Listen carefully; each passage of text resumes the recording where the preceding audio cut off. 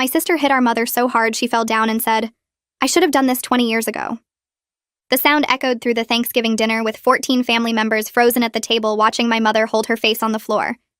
My sister Grace stood over her with her hand still raised and shaking. "Get up," Grace said in a voice I'd never heard her use before. Mom stayed on the floor crying, but something about her crying seemed wrong, like she was performing it. "Grace, what the hell?" Our brother James jumped up from his chair, knocking over his wine. But Grace didn't look at him. She kept staring at Mom. "Tell them what you just told me in the kitchen. Tell them right now." Mom tried to crawl away, but Grace grabbed her arm, not hard, but firm enough to stop her. "Tell them or I will." That's when I noticed Grace's husband, Kevin, wasn't at the table. He'd been here 20 minutes ago helping carve the turkey. "Where's Kevin?" I asked, and Grace's face crumbled for just a second before going hard again. "Mom knows where Kevin is. Don't you, Mom?" Our Aunt Linda tried to intervene, reaching for Grace, but our cousin Tony stopped her. "Wait, let her talk." Tony was a paramedic and had this way of reading situations. Mom finally sat up and wiped her face, but the tears had already stopped. "I don't know what you're talking about." She said it in her sweet victim voice, the one she used whenever someone called her out on anything. Grace laughed, but it sounded like breaking glass. "You sent him those messages. Pretending to be me. You've been texting my husband for 3 months pretending to be me." James looked confused. "What messages? What are you talking about?" Grace pulled out her phone and showed James something that made his face change. Then she showed it to Tony. Then to me. The messages were sexual, explicit, asking Kevin to meet at hotels, saying their marriage was over, saying Grace wanted a divorce. All from a number that looked almost like Grace's, but off by 1 digit. I found them on Kevin's phone today when he was showering. He thought he'd been texting me about problems in our marriage. He thought I wanted to leave him. He's been sleeping in his car for a week because these messages told him not to come home. Grace's voice was breaking now. Mom stood up and brushed off her dress. "That's ridiculous. I don't even know how to do that technical stuff." But Grace had more. "The phone number is registered to your credit card, Mom. I checked with the phone company an hour ago. You bought a burner phone and have been paying $40 a month for it." The table was completely silent now. Aunt Linda looked sick. "Louise, why would you do that?" Mom's mask slipped for just a second, and I saw something I'd never seen before. Pure hatred looking at Grace. She doesn't deserve him. She trapped him with pregnancy. My beautiful, successful daughter reduced to a housewife. Grace's son was 4 years old, and she'd quit her job as a nurse to raise him while Kevin worked. It had been their mutual decision. "You tried to destroy my marriage because I chose to raise my own child?" Grace stepped closer to Mom again. "You've been telling Kevin I was cheating, that I had a boyfriend. That's why he believed the messages were real." I remembered Kevin acting strange at the last few family dinners. Not sitting next to Grace, leaving early, looking miserable. We'd all assumed they were having problems. The private investigator found something else. Grace said, and Mom's face went white. "What private investigator?" James asked. "The one Kevin hired 2 months ago to follow me, to catch me cheating. Except instead of finding me with another man, he found Mom meeting with Bradley. Bradley was Grace's ex from college who'd stalked her for 2 years after they broke up. She'd had to get a restraining order." "You contacted my stalker? You brought him back into my life?" Grace's voice was rising now. Mom tried to walk toward the door, but Tony blocked her. "We're not done here, Louise," he said calmly. "The police are already on their way." That's when Mom lost it completely. She took him from me. Kevin was supposed to be mine. He came to me first at that party 6 years ago. We talked all night until she showed up in that slutty dress and stole him. Everyone at the table looked disgusted. James stood up. "Mom, Kevin is 32. You're 58. What the hell is wrong with you?" Mom turned on him. "You always take her side. Everyone always takes perfect Grace's side. She gets everything she wants." Grace pulled out a folder from her bag. The private investigator found more. Requested Reds is on Spotify now. Check out link in the description or comments. Grace's hand shook as she pulled more papers from the folder and spread them across the table next to the turkey that nobody was eating anymore. I leaned closer and saw photos printed in color on regular printer paper. Bradley standing outside a house I recognized as Grace's.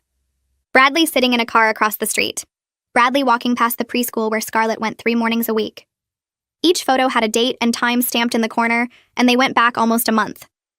My stomach turned over because this wasn't just Mom being controlling or manipulative anymore. This was dangerous. This was Mom putting Grace's actual life at risk by bringing back the man who used to follow her home from work. and leave notes on her car and show up at her apartment at 2 in the morning until the police finally made her get a restraining order. Tony picked up one of the photos, and his face went hard in that professional way he had when he was working an emergency. He pointed at the timestamp on a photo showing Bradley outside the preschool. The date was October 23rd at 9:15 in the morning, which was exactly when Grace dropped Scarlett off every Tuesday and Thursday. Mom had given Bradley Grace's daughter's schedule. Grace made a sound like she couldn't breathe, and James grabbed her arm to steady her, but she yanked away from him. The front door opened, and everyone's head snapped toward the sound. Kevin stood in the doorway with his coat still on and his keys in his hand. He looked terrible, like he hadn't slept in days, which he probably hadn't if he'd been sleeping in his car. His eyes went to Mom first, still on the floor near the door, then to Grace standing by the table with tears on her face, then to the photos spread across the table next to the mashed potatoes. He walked closer without saying anything and picked up one of the photos. His face changed as he looked at it, really looked at it and understood what he was seeing. He picked up another photo, then another, and I watched all the color drain out of his face until he looked sick. Kevin set the photos down carefully like they might break and turned to look at Mom. She tried her victim face again with the big sad eyes and the trembling lip, but Kevin just stared at her. Grace was watching him, and I could see her trying to read his face, trying to figure out if he believed her now, or if he still thought she was lying. Kevin's hands curled into fists at his sides and he opened his mouth, but nothing came out at first. Finally, he said Mom's name, just her first name, in a voice so flat and cold it made me shiver. Mom started to speak, but Kevin held up one hand to stop her and she actually shut up, which never happened. Kevin picked up his phone from his pocket and started scrolling through something, and his jaw got tighter and tighter. He turned the phone toward Grace and showed her the screen, and even from where I stood I could see it was text messages. The fake messages Mom had sent pretending to be Grace. Grace looked at the phone, then at Kevin, and her face just crumbled. Not the angry kind of breaking from before, but something worse, like watching someone's heart actually crack open. She started crying for real now, with her whole body shaking and her hands covering her face. Kevin took one step toward her, then stopped like he'd hit an invisible wall. His hands were still in fists, and I couldn't tell if he wanted to hug her or punch something or both. The space between them felt huge, even though they were only maybe 6 feet apart. Grace dropped her hands from her face and looked at Kevin, and he looked back at her, and nobody else in the room existed for those few seconds. I could see everything they weren't saying written all over their faces. Her asking if he believed her now. Him trying to figure out how he could have been so stupid. Both of them trying to understand how they'd gotten here. Kevin's face twisted up and he turned away from Grace and walked to the window. His shoulders were shaking and I realized he was crying too. James started to say something, but Tony grabbed his arm and shook his head. We all just stood there in this horrible silence while Grace and Kevin fell apart in the same room, but couldn't even touch each other. That's when we heard the sirens.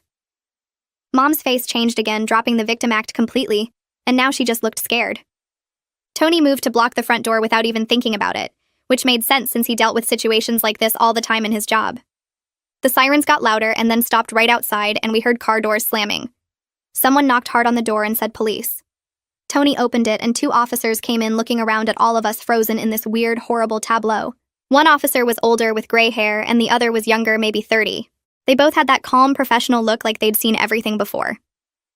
The older officer asked who called, and Tony said he did. The officer looked at Mom still on the floor, then at Grace crying by the table, then at all the photos spread out like evidence at a crime scene. He asked if everyone could please move to separate rooms so they could take statements. The younger officer started directing people, and I ended up in the kitchen with Tony, while other family members got sent to different parts of the house. Through the doorway, I could see into the living room where they'd put Mom on the couch. She sat perfectly straight with her hands folded in her lap, and her victim face back on full force. She pulled a tissue from her purse and dabbed at her eyes, even though I could see from where I stood that her eyes were completely dry. The tissue thing was just performance, just like the crying on the floor had been performance. The older officer sat across from her with a notebook and started asking questions. I couldn't hear what they were saying, but I could see Mom's mouth moving in that sweet, innocent way she had. Probably telling them Grace was unstable or going through something or making up lies. The officer's face stayed neutral and professional as he wrote things down. In the kitchen, Tony sat at the table with his arms crossed, and I sat across from him. The younger officer came in and introduced himself and asked me to tell him what happened. I started from the beginning with Grace hitting Mom and the sound it made and everyone freezing. I told him about the fake phone messages and the burner phone and Bradley. I told him about the photos. The officer wrote everything down and asked specific questions about times and dates and who said what. He asked if I'd seen the messages myself, and I said yes, Grace had shown them to me. He asked if I knew Bradley, and I explained about the stalking years ago and the restraining order.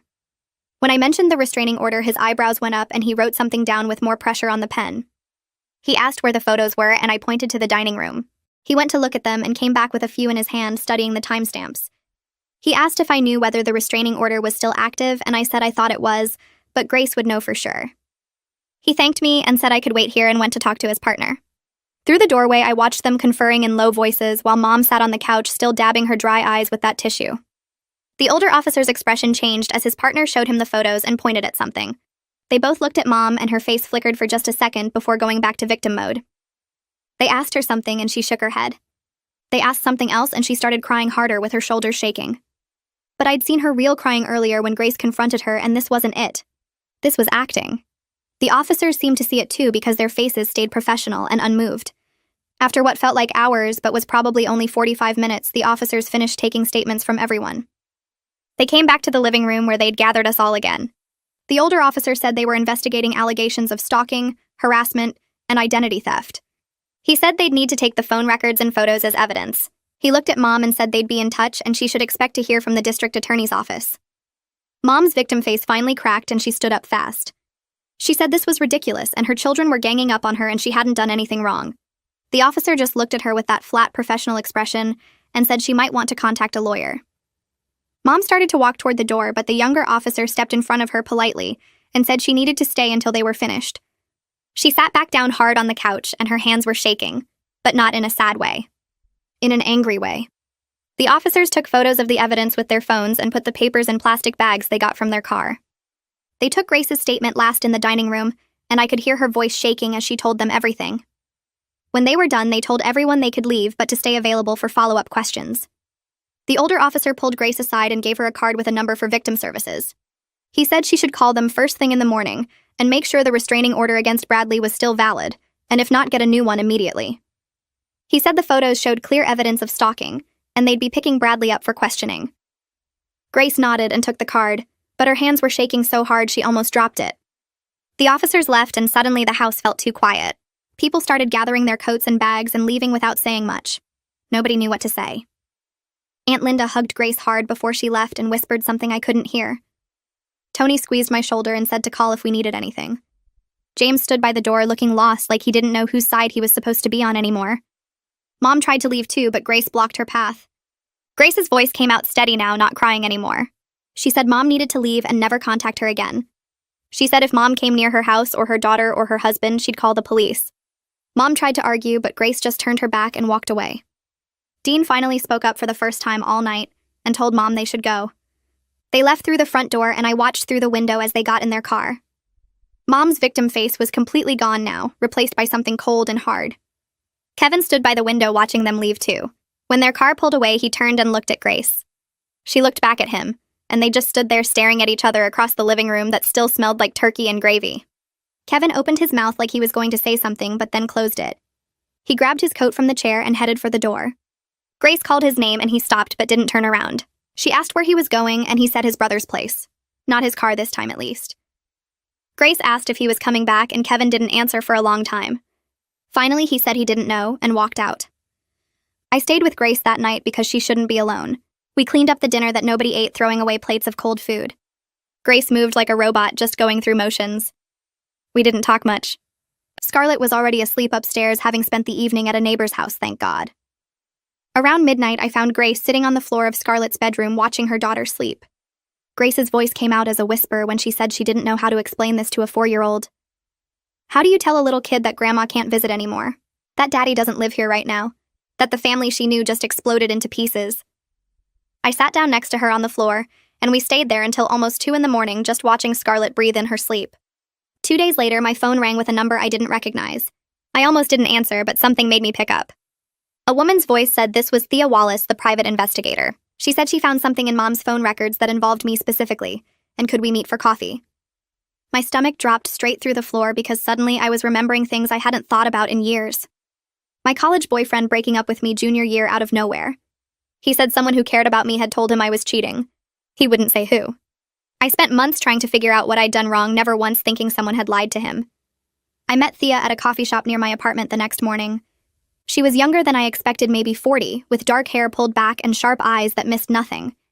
She had a folder with her and slid it across the table before I'd even ordered. I opened it and saw printouts of text messages. Messages from a number I didn't recognize, sent to a number that made my chest tight because I remembered it. That was the number my college boyfriend had before he switched carriers. The messages said I was sleeping with my study partner. They included photos of me having coffee with him at the campus library. The photos were taken from far away through windows like surveillance photos. The messages said I'd been lying about staying late to study and was actually meeting up with this other guy. My study partner's name was right there in the messages. Details about where we met and when. All lies but detailed enough to sound real. Thea pointed to the phone number the messages came from and showed me the records. It was registered to a prepaid account bought with Mom's credit card 3 years ago. The same credit card she used for the burner phone to text Kevin. Mom had done this before. She'd been doing this for years. I sat there staring at those photos of myself at 19, having innocent coffee with a classmate while my mother took creepy surveillance photos and sent them to my boyfriend with lies attached. Thea said there was more. She pulled out another stack of papers showing Facebook messages from a fake profile.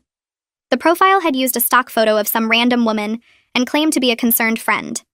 The messages to my boyfriend were even more explicit, claiming I'd confessed to cheating and was just using him. The profile disappeared 2 days after my boyfriend broke up with me. I remembered that breakup so clearly. Sitting in his dorm room while he told me he knew what I'd been doing. Me confused and trying to understand what he meant. Him getting angrier because he thought I was playing dumb. Me crying and begging him to tell me what he was talking about. Him finally showing me one photo on his phone before deleting it. A photo of me with my study partner. I'd thought he was just jealous and insecure. I'd spent years thinking I'd dated someone who didn't trust me. Never knowing my own mother had destroyed that relationship on purpose. I drove to James's house without calling first. I needed to know if Mom had done this to him too. I found him on his back porch at 11 in the morning with a beer in his hand, even though it was a Tuesday. He looked surprised to see me, then resigned like he knew why I was there. I sat down next to him and asked if Mom had ever messed with his relationships. James took a long drink of his beer and stared at his backyard for a while before answering.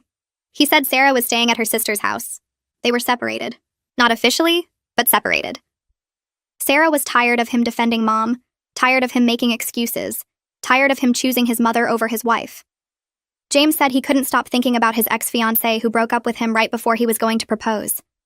Her name was Rachel, and they'd been together 3 years. One day she came to his apartment crying and showed him photos someone had sent her. Photos that supposedly proved he was still sleeping with his ex-girlfriend. James said the photos were fake, or at least misleading. They showed him hugging his ex, but it was at a mutual friend's wedding, and it was just a friendly hug. But someone had taken that photo and others like it and sent them to Rachel with messages saying he was cheating. Rachel broke up with him that night. He never found out who sent the photos because they came from an anonymous email that got deleted. James looked at me, and his eyes were red like he'd been crying or drinking or both. He said Sarah told him yesterday that Mom had called her 3 months ago. Mom told Sarah that James was having an emotional affair with a coworker. Mom said she was worried about their marriage and thought Sarah should know. That's when the trust issues started. That's when Sarah started questioning where James was and who he was texting. That's when their marriage started falling apart. James said he'd been getting weird emails for years from anonymous accounts. Emails warning him about people in his life. Warning him that friends were talking behind his back. Warning him that coworkers were trying to sabotage him. He always thought it was spam or some internet troll. Now he was wondering if every single one came from Mom.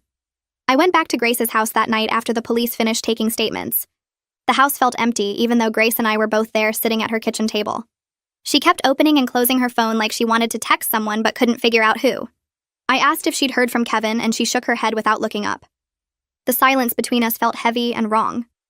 We'd never been the kind of sisters who didn't know what to say to each other. Grace finally put her phone down and told me she needed to go back to work.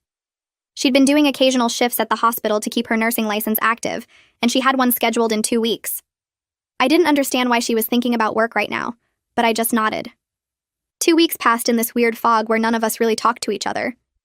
James stopped answering my calls. Dad stayed at a hotel downtown. Grace texted me once to say Kevin was still at his brother's place. Then Grace called me at 6 in the morning on a Tuesday, sounding panicked. Bradley had shown up at the hospital. She was working the night shift in the emergency room, and he just walked in through the main entrance like he had every right to be there. Security got him out before he reached her floor, but not before he told the front desk person that Grace wanted to see him again. That Louise had told him Grace missed him and wanted to reconnect. Grace was shaking so hard when she got home that she couldn't hold her coffee cup. I drove over and found her sitting on her front porch even though it was freezing outside. She kept saying Mom was still doing this. still trying to hurt her even after everything that happened at Thanksgiving. The police investigation was ongoing, but apparently that wasn't stopping Mom from contacting Grace's stalker and sending him to her workplace. 3 days later, a thick envelope arrived at my apartment. The return address was from some law firm downtown I'd never heard of. Inside was a letter on fancy letterhead from Louise's lawyer. I read it twice before I understood what it was saying. The lawyer claimed Mom was suffering from early-onset dementia, that she wasn't in her right mind during the incidents, that she needed medical help, not criminal prosecution. I drove straight to Grace's house without calling first. She was in her kitchen making lunch for her daughter when I walked in and threw the letter on her counter. Grace picked it up and read it while I watched her face go from confused to red. She threw the letter across the kitchen hard enough that it hit the refrigerator. Then she screamed that Mom was lucid enough to pay a burner phone bill for 3 months. Lucid enough to track Kevin's location and plan meetings with Bradley. Lucid enough to create fake social media profiles and send messages at specific times. She could cut the confused elderly woman act because nobody was buying it. Grace called Thea the private investigator that same afternoon. She asked Thea to set up a meeting with Kevin. Somewhere neutral with Thea there as a third party. It took another week before Kevin agreed. We met at a coffee shop across town from where Grace and Kevin lived. The kind of generic place with uncomfortable chairs and bad lighting. Kevin looked terrible. He'd lost weight and had dark circles under his eyes like he wasn't sleeping. Grace sat across from him, and I sat at a different table close enough to hear, but far enough to give them space. Thea sat next to Grace with her notebook open, even though she wasn't writing anything. Kevin started talking before Grace could say anything. He told her he believed the fake messages so easily because Louise had been telling him for months that Grace seemed distant and unhappy. Little comments here and there about how Grace wasn't herself lately. How she seemed distracted when Kevin talked to her. How she'd mentioned feeling trapped at home with their daughter. Kevin said Louise planted all these seeds of doubt over family dinners and phone calls. So when the texts started coming from that number saying Grace wanted a divorce, it seemed possible. It seemed like maybe Grace had finally admitted what Louise had been hinting at for months. Grace stared at Kevin for a long time before she spoke. She told him she didn't know if she could forgive him for doubting her so completely. For hiring a private investigator to follow her instead of just asking her directly what was wrong. For sleeping in his car for a week rather than coming home to talk to her face to face. Kevin said he didn't know if he could forgive himself either. His voice cracked when he said it, and then they were both just sitting there crying in the middle of a Starbucks. Thea quietly pushed the tissue box across the table toward them. I watched from my table and felt this overwhelming anger at Mom for destroying something that had been good. Grace and Kevin had been happy before this. They'd been one of those couples that actually liked each other. I needed to talk to Dad. He'd been avoiding all of us since Thanksgiving, and that needed to stop. I drove to his office the next day without calling ahead because I knew he'd make an excuse not to see me. His secretary tried to stop me, but I walked past her desk and straight into his office. Dad looked up from his computer, surprised and guilty. I closed the door behind me and asked him why he let this happen. Dad started with the same excuses about not knowing Mom would go this far. About thinking she was just difficult and possessive, but not dangerous. I lost it on him then. I told him his job as a husband and father was to imagine it could go this far. His job was to stop it before it destroyed his children's lives. Dad's face crumpled and he looked old suddenly. Older than I'd ever seen him look. He told me Louise had an obsession with Kevin from the moment Grace brought him to a family dinner 6 years ago. Dad had caught Mom going through Grace's phone multiple times looking at photos of Kevin. He'd found her texting Kevin directly under the pretense of planning family events, but the messages were too friendly, too personal. Dad convinced himself it was harmless maternal concern, rather than the dangerous thing it actually was. He said he was realizing now that his silence made him part of everything that followed. He'd chosen to look away instead of protecting his daughter, and now he had to live with that choice. The next family gathering happened at James's house a week later. It was supposed to be just a casual dinner, but nobody felt casual about anything anymore. I was helping clean up in the kitchen when our aunt pulled me aside. She wanted to talk somewhere private, so we went out to James's garage. She told me she'd warned Dad years ago that Louise's behavior toward Grace's boyfriends was wrong and controlling. She described things from when Grace was in high school. Times when Mom would flirt with Grace's dates or find reasons they weren't good enough. How Mom would dress younger when Grace brought boys home. How she'd position herself between Grace and whatever guy she was seeing. I felt sick listening to it. This pattern had been going on for decades, and everyone just accepted it as Louise being Louise. Nobody stopped her. Nobody protected Grace from her own mother. The prosecutor called Grace about a month after Thanksgiving. I was at her house when her phone rang, and I watched her face change as she listened. The prosecutor explained they were charging Louise with stalking, harassment, and identity theft. The penalties could include jail time, but more likely probation given her age and clean record. Grace thanked the prosecutor and hung up. She told me later she didn't even care about punishment anymore. She just wanted Mom to stay away from her family forever. She wanted to know her daughter was safe and that Mom couldn't reach Kevin or manipulate any of them again. Kevin moved back home on a trial basis after they'd been apart for a month. Grace told me he was sleeping in the guest room while they tried to figure out if their marriage could survive this. Their daughter asked why Daddy was sleeping in the wrong room now. Grace had to explain in 4-year-old terms that sometimes grown-ups need space to fix their feelings. That Daddy still loved her, but Mommy and Daddy needed time to remember how to trust each other. I came over for dinner one night and watched them move around each other carefully like they were afraid of breaking something fragile. James showed up at my apartment at 2 a.m. about 6 weeks after Thanksgiving. He was drunk and crying and could barely stand up straight. I let him in and made him sit on my couch while I got him water. He told me his wife had filed for separation that afternoon. She'd found out he'd been in contact with Louise through secret email accounts. James said he didn't know why he couldn't just cut Mom off completely. He kept making these excuses for her in his head, even though he knew what she'd done to Grace. Even though he knew she'd probably done similar things to him over the years. I sat next to him and realized he'd been manipulated his entire life.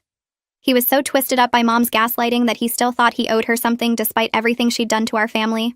I started seeing a therapist 2 weeks after James showed up drunk at my apartment.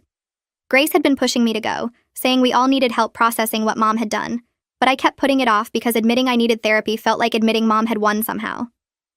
My first session was in a small office with beige walls and a couch that smelled like lavender, and the therapist asked me to describe my relationship with my mother. I started talking about the Thanksgiving incident, and she stopped me. She wanted to know about before that, about my childhood, about how Mom treated me growing up. I realized I didn't have many good memories that didn't involve Mom somehow ruining them, or making them about her. The therapist wrote something down and asked if I'd ever noticed Mom sabotaging my relationships. I told her about Noah and the fake Facebook profile, and she asked if there were others. I sat there trying to remember, and suddenly it was like a dam breaking. My high school boyfriend who got anonymous letters saying I was cheating. My college roommate who moved out suddenly after Mom visited and told her I'd been talking behind her back. The job opportunity in another state that fell through after the hiring manager said someone called with concerns about my reliability. I'd spent years thinking I was the problem, that something about me pushed people away, and now I was seeing it was her the whole time.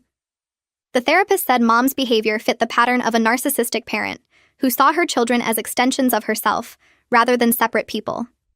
She explained that when I started forming my own relationships and identity, Mom felt threatened and worked to isolate me so I'd stay dependent on her.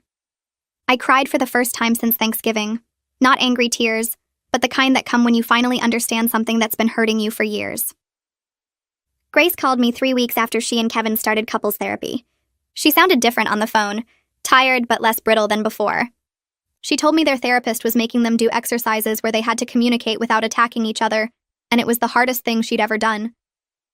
Kevin had admitted in their last session that part of him was angry at Grace for having a mother like Louise, which made no logical sense, but he couldn't help feeling it.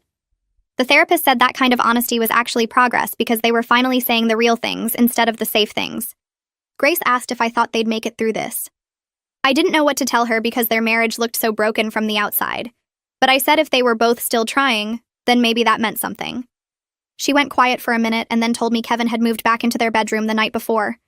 Not because everything was fixed, but because they both decided they were tired of sleeping apart while trying to rebuild their marriage. She said it felt strange and familiar at the same time, like coming home to a house that had been rearranged while you were gone. Mom showed up at my office on a Tuesday morning exactly 4 weeks after the no-contact order went into effect. I was at my desk working on a report when the receptionist called saying someone was here to see me. I walked out to the lobby, and there she was holding a huge bouquet of roses and a card, her eyes already red like she'd been crying. She started talking before I could react, saying she just needed to apologize, that she'd made mistakes, but she was my mother, and didn't that count for something?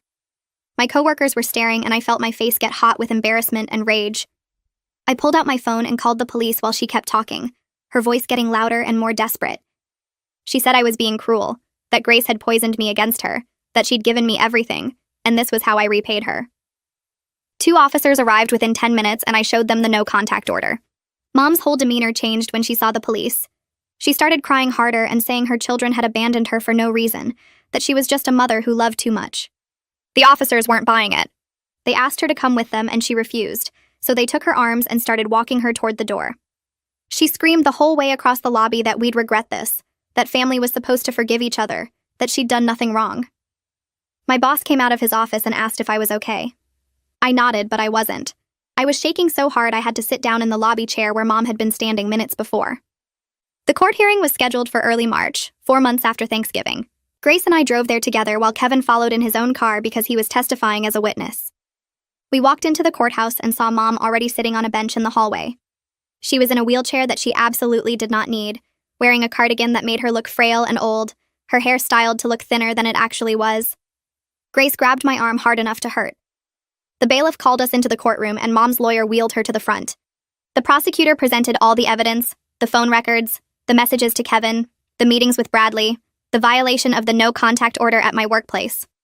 Mom's lawyer argued she was suffering from early dementia and wasn't responsible for her actions. The judge looked at Mom and asked her directly if she understood why she was there. Mom said yes in a small voice and explained she'd just been trying to protect her daughter from a bad marriage. The judge's expression didn't change. He said the evidence showed a pattern of deliberate manipulation spanning months, and dementia didn't explain the level of planning involved. He granted restraining orders for me, Grace, James, and Kevin that would last 2 years. He gave her 2 years probation with mandatory psychiatric evaluation. If she violated any of the orders, she'd go to jail. Mom started crying and saying it wasn't fair, but the judge was already moving on to the next case. Dean called me a week after the hearing. His voice sounded hollow on the phone and he asked if he could come over to talk. He showed up at my apartment that evening carrying a single box of his belongings. He told me he'd filed for divorce that morning after 35 years of marriage. He was moving into a small apartment across town and wanted to apologize to each of us separately because a group apology felt too easy. He sat on my couch looking smaller than I'd ever seen him and said he knew sorry wasn't enough. He'd watched Mom manipulate and control us for decades and convinced himself it was just her personality, that it was harmless. He'd chosen to look away instead of protecting his children, and now he had to live with enabling everything that followed. I wanted to stay angry at him, but I could hear in his voice that he was genuinely broken. He said he didn't expect forgiveness, but he wanted us to know he was done making excuses for her. He was choosing us now, even though it was decades too late. After he left, I sat in the dark for an hour thinking about how many people had seen what Mom was doing and done nothing to stop it. My therapist helped me understand that Mom's sabotage wasn't about me being inadequate or unlovable. She explained that people like Louise need to control the people around them because it makes them feel powerful and important. When I formed my own relationships or made my own choices, it threatened her sense of control, so she worked to destroy anything that took my attention away from her. The therapist said understanding this wouldn't erase the damage Mom had caused, but it might help me stop blaming myself for her actions. We worked on identifying the patterns of manipulation, so I could recognize them if they showed up in other relationships. She taught me that healthy people don't punish you for having a life outside of them, and that needing space or independence doesn't make you selfish or ungrateful. I started keeping a journal of things I'd accomplished or relationships I'd built despite Mom's interference, and seeing it written down made me realize I was stronger than I'd given myself credit for. The damage was real, and it would take years to fully process, but at least now I understood it wasn't my fault. 6 months after Thanksgiving, Grace and Kevin renewed their vows in a small ceremony at a park near their house. It wasn't about pretending the damage hadn't happened or that everything was perfect now. It was about choosing each other again with full knowledge of how fragile trust could be and how much work it took to rebuild it. Grace wore a simple blue dress and Kevin's hands shook when he put the ring back on her finger. They'd written their own vows and Grace's voice broke when she promised to never let anyone come between them again, even family. Kevin promised to trust her enough to ask questions instead of believing the worst. Dean was there looking uncomfortable in a suit that didn't fit right anymore. James came alone because Sarah was still deciding about their marriage.